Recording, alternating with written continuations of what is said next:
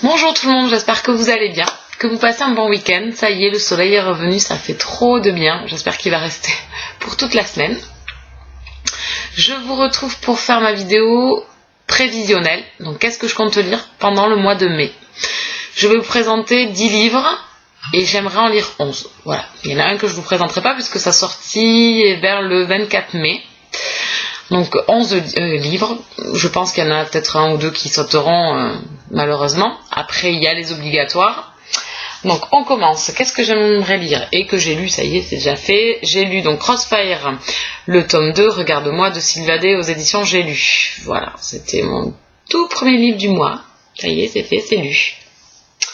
Ensuite, Caroline Chéry. On voit rien sur cette couverture. Voilà. Caroline Chéry, donc 1789-1794 de Jacques Laurent aux éditions L'Archipel. C'est ma lecture en cours. Ensuite, La confrérie de la Dague Noire, le tome 8, L'amant réincarné de J.R. Ward aux éditions Milady. J'ai vraiment très hâte de lire ce tome-là. Le tome 7 était grandiose et j'ai vraiment envie de retrouver John et les autres jeunes de la confrérie.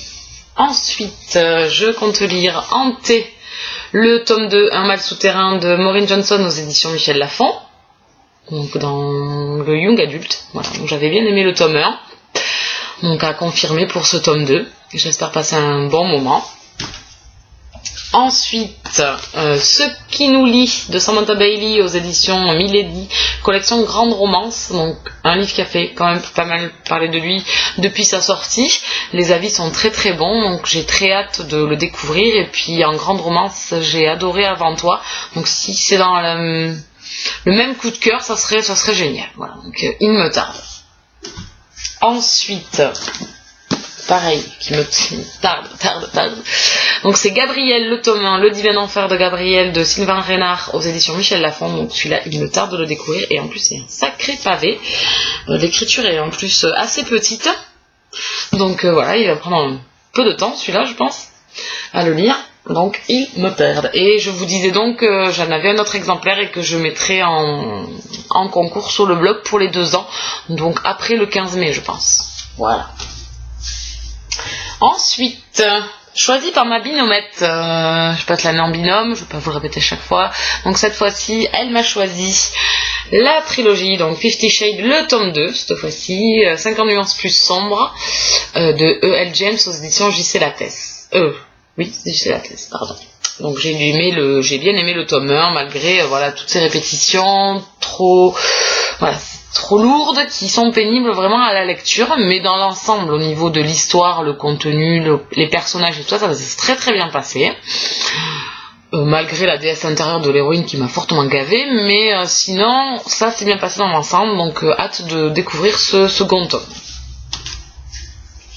Ensuite, en lecture commune avec Jessie Violette, on doit lire donc Une aventure d'Alexa Tarabotti, le tome 2, Sans forme de Guy Geiger aux éditions Livre de Poche. Donc pareil, une saga que j'ai adoré d'entrée avec le tome 1 qui était vraiment très très sympa. Et j'ai hâte vraiment de retrouver Alexia et Lord Mekon. Donc hâte.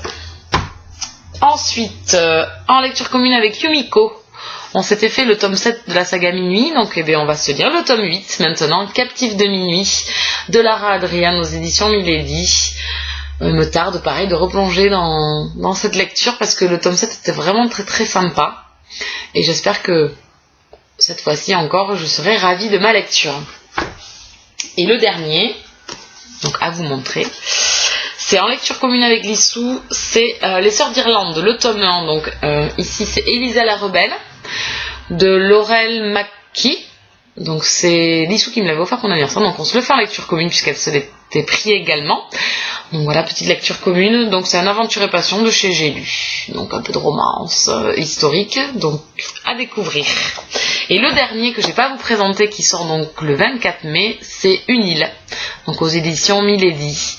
Un livre que j'attends avec grande hâte. Voilà, on a fait le tour. Je vais pas être trop longue. Je vous laisse tranquille.